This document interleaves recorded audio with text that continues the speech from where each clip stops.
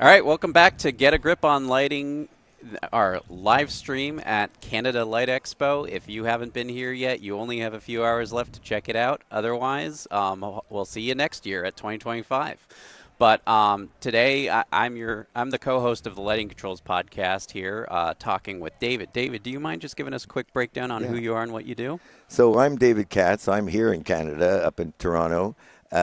I'm here on behalf of the Ontario Sustainable Energy Association, but I have over 35 years of energy experience, including working with the utilities and lighting and LEDs and all the progressions that I saw from a 60-watt incandescent bulb to now magical LEDs.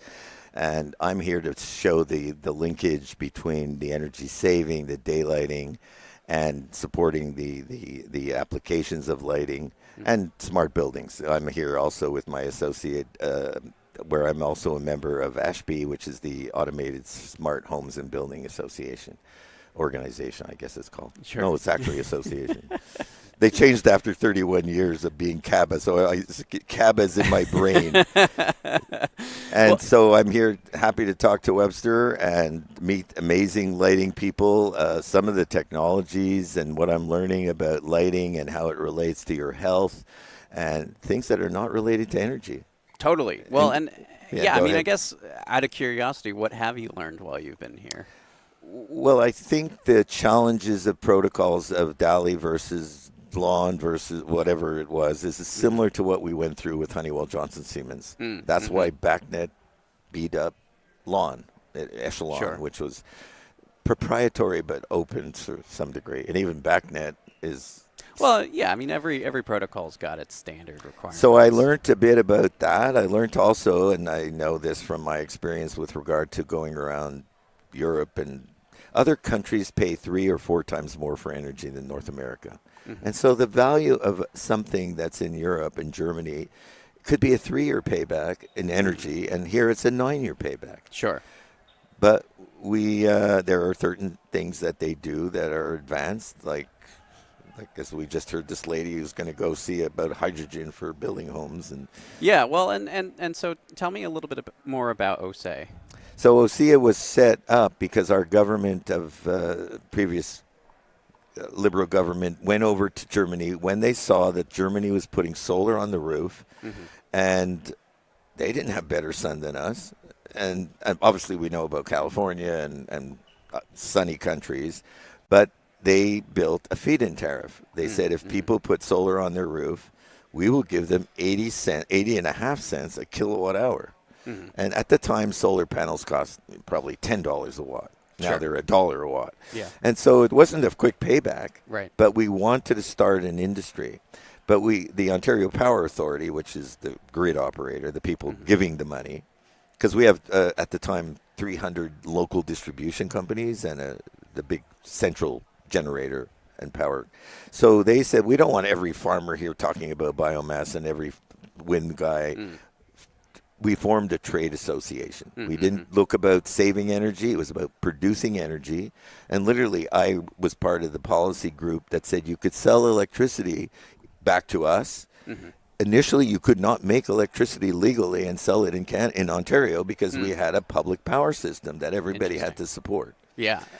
And so they did send me to California to learn about, and Berkeley to learn about demand response, not demand response, at the time was just energy conservation, so that we could have more capacity by bigger buildings, but the same transformer, right? Use less. People thought we were crazy. Why are they telling us not to buy their product, David? I said, because we don't have enough of it. Right. We need to give everybody electricity. Yeah. Oh, that's why you're selling me LEDs, or at that time, compact fluorescents. So that's my background, and I'm Yeah. happy to be here and talk to you about it. Yeah, no, I mean, that's great. So, I mean, over the time, we've seen sort of an evolution of more awareness to energy conservation, more, rapid growth in technology to try to support, a lack of energy resources. And we're also seeing a lot of technology now coming up that's becoming really quite power hungry. And so, we're seeing a lot of incentives to try to motivate people to really become much more conscientious of how much energy they're consuming and how on ways they can offset that. So what right now can people do that can really support the grid and support utilities in reducing the footprint that people are demanding on them. Well, although we're at a lighting show, and as I mentioned to you, there's ways of put solar on the roof, but keep the lights on under the roof, and nobody's in the room is just a waste, right? Yeah. But people say, and literally, we when we put initial lighting in, we just put 3 switches on the wall, and we just told people, here, put a sign up. Turn it off when you leave. Nobody did it. Right. I get yelled at my house by so. Well, I think that lack of trust to the end users really is part of that reason we're seeing encouragement through energy code requirements to use. And when in Europe, as I said, if you pay 3 times more, the utilities have concentrated grid space. We have more space than we can imagine, as I mentioned to you about Hydro-Quebec and, James Bay. So to go to your point, I've seen the first incandescent bulb, and literally when we took Hydro-Quebec and BC Hydro went, wait, that 60-watt bulb is heating during the winter. Oh, you gave them a 15-watt LED? So now their electric-resistant heater is going to make up the difference. Right. So, as you know, energy can't be created. It can only be transformed, if that's the principle. And so we have to use energy for so many different things. But when we try to save it, the people using it go, wait a minute, I don't want to turn off my TV at night. It's recording my show or something. It's all about money. Well, it's about convenience, too. And what you're getting from it. Yeah. Well, and I think to your point, we saw, with incandescent light bulbs changing over to LEDs, we're now having to generate that heat difference in a different way. Same thing with going from fluorescent ballasts to LED drivers. That's the same issue that public office buildings have to deal with. And so, how we still have the same issue, which is we have people in a space, they need to be able to use that space in a comfortable format. And so how do we make it so that people are still saving energy but comfortable in the space that they're occupying? Well, we have to bring down the silos between all the building envelope people, those are the civil people. So as I showed you, we have automated shading that's AI's driven, knows where the sun is going. Nobody's running over and pulling the blind down and up. Right. And many people like to sit in an office and look out on the street and let the sun shine in. And meanwhile, their lights are still on, whether they're 12 watt or 32 watt.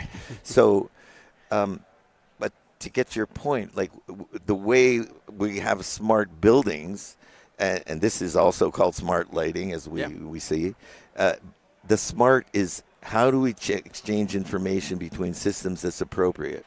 So whether it's the door fob that says, I'm coming to my desk, please, downtown office building guy now, light up my desk, my hotel desk, right? Because we have like 30% vacancies and 3 days a week kind of thing. Sure. And as somebody presented, when we had COVID and everybody went home, nobody turned the lights off. Right. Well, we still had the cleaners had to come or something. Like, we just wasted. We'd have documented proof as the major buildings from BOMA, the Building Owners and Managers Association, you have it too in the States, that it didn't save much.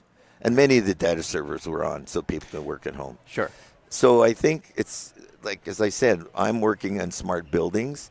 Lighting is just part of it. As I mentioned to you, people don't worry about 2 or 3 degrees in heating and cooling. They can take off their sweater. Men and women feel differently. So we're seeing much more focus on changing how heating and cooling is working and offsetting that load rather than the lighting, because the lighting is much more easy to notice when it's easy to notice. And as you presented, or some of the people, we used to be a bigger part of the plug load. Now we're not. Right. And I just watched Honeywell in the building automation space. They are doing it for cybersecurity. Sure. So we're now worried about, getting into the building through the thermostat, as I mentioned. And I'm going like, why would they do that? Because they can get to the bank information through the back door. So, but what Honeywell showed was now they literally have smart plug loads. And it is not for every light. but it is for monitors that are on that don't have to be on when there's nobody there to look at your big monitor.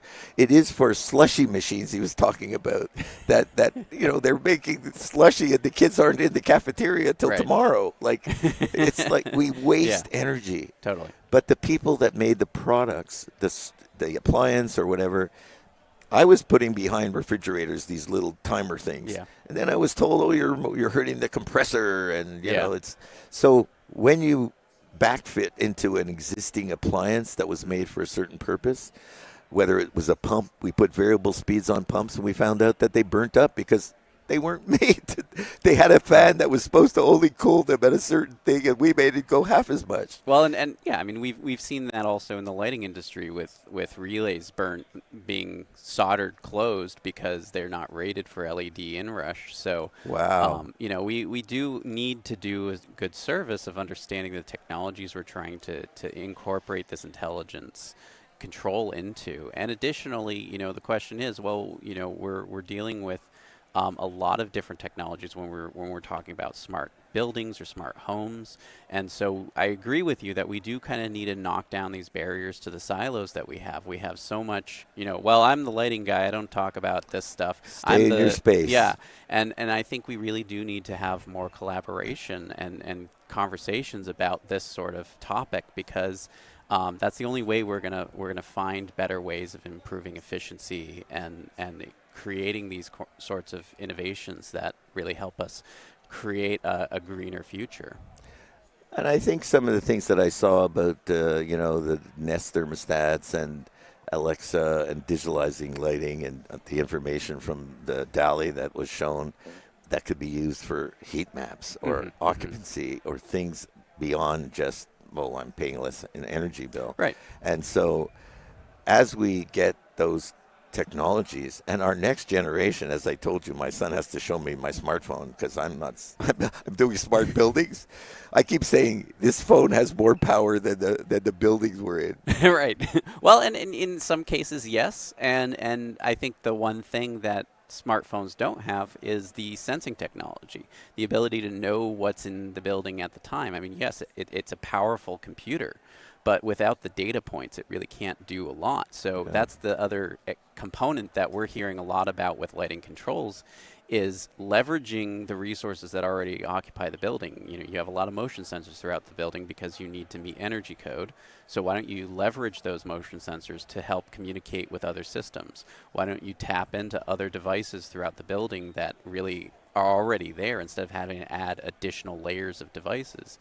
We are literally, I'm going in HR Expo before it, there's going to be a smart building summit. So it's called mondaylive.org. It's in the U.S. It's basically the guy from Acuity, from old building automation guys meet every Monday afternoon online, and they discuss the challenges of the industry. And literally, they're looking now at Linux and things that are much more open. There's a consortium for smart buildings in the U.S. It was set up by Biden and to facilitate under the IRA how to get things like even your public works people or your GSA. They have out of 50,000 buildings or something, right? And so they're trying to do more within those buildings in terms of energy and smart. Well, and I think that also requires a good amount of education on the end user. I mean, a lot of facilities managers still don't necessarily understand the difference between a BACnet system and a DALI system. And that's kind of on us to do our due diligence of educating people and letting them understand what the benefits are to these systems. And getting that curriculum. I just finished 14 weeks at Humber, which is about 5 minutes from here, college, and I taught energy management, building loads, and that's where I said I learned more about lighting in the slides. So, but those young people, one, they are smart on their phone and their AI and their searches. And so the next generation, they're already attuned to interoperability. And so we have to bring those silos down. And as you say, if you have occupancy sensors or even Li-Fi now, I'm going to show a slide. I couldn't believe what's Li-Fi. But, what is Li-Fi? Just for our listeners who don't putting understand the that. fixtures that have internet capability in the room. And so we're trying to get messages through the building. We struggle with repeaters, whether it's Zigbee or Z-Wave or whatever, wired versus wireless. I saw Right. all the debates about that. So I think the technology is way ahead of our learning curve. But my point was, we're struggling to get it into the curriculum. Yeah. We tried to get a smart building course, and we have to show the government how it's going to be.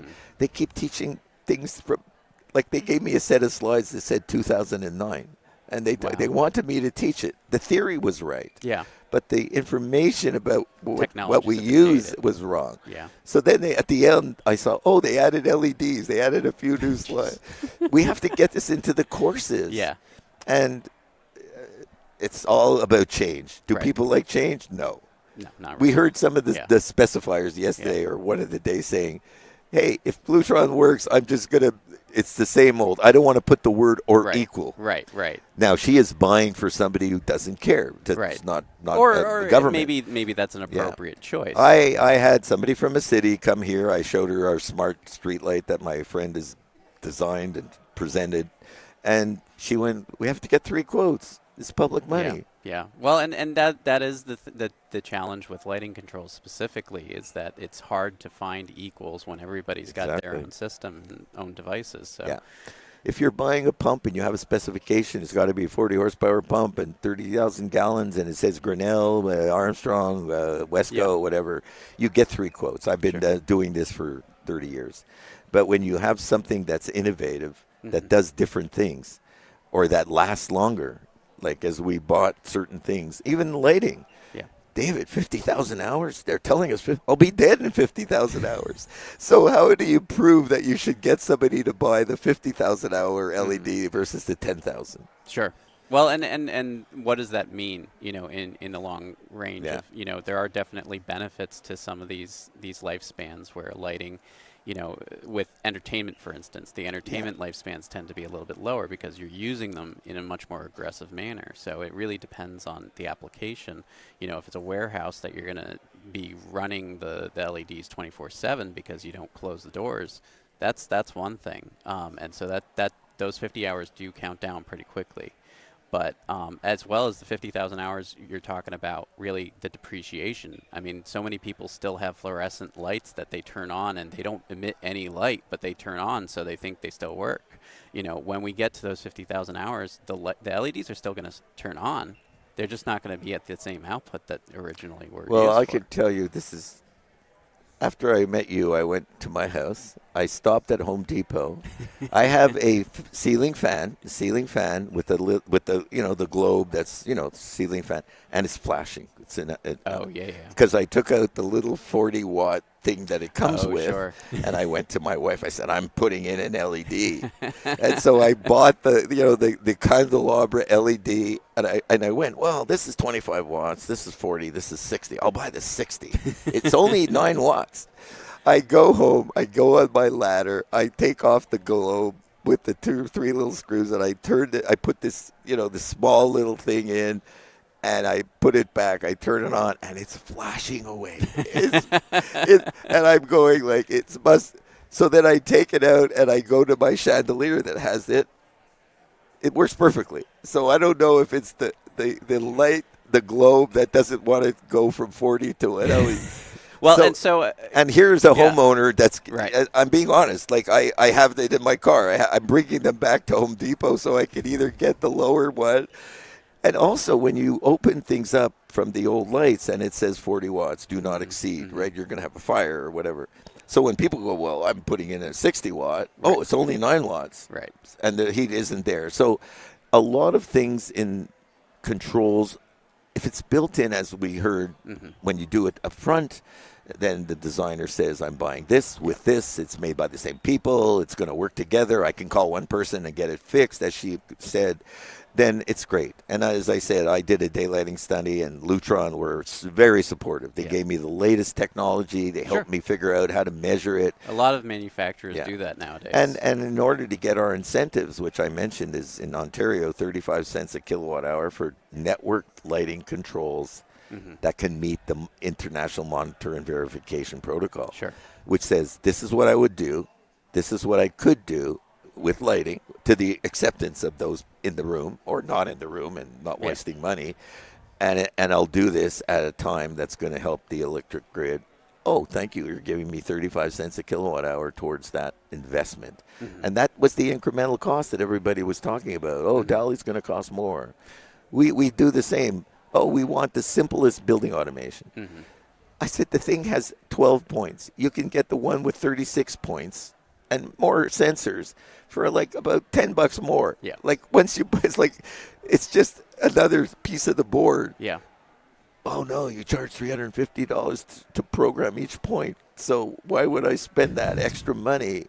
So we've been through this with the building automation and the heating and well, and building automation. I mean, there is still a lot of labor that is required to make that happen. So, and I'm learning about the programming, like especially when I did the daylighting study and the automated shades, chromatic glass. Like our association worked with View and Sage, and because when you can have your glass, like your sunglasses, dim when the sun is coming, that chiller is going to work less. Right. And so that's the goal. That's gold to a PJM or NIPA as it's trying to keep because the last piece of electricity is the most expensive and dirtiest. That's how it works. They schedule the grid from the best base load to the next to the, we need more, we pay more. Yeah. And people don't know. They just get a bill. Well, David, really appreciate you coming on. I 100% This was a great enjoyed talking to you. And anybody who's listening who wants to learn these things, please come down to the Canada Light Expo. This is the last day. If you're listening to the recording, well, sorry, you missed us. But check it out next year. Like it's going to happen in 2025 as well. But if you're watching the live stream, come check it out. There's a lot of great stuff to learn here. So thank you very much, David. And I'd like to thank you, and check us out on LinkedIn. And we have a global network, and we're promoting sustainability as part of lighting. Wonderful. Thank you. Thank you so much.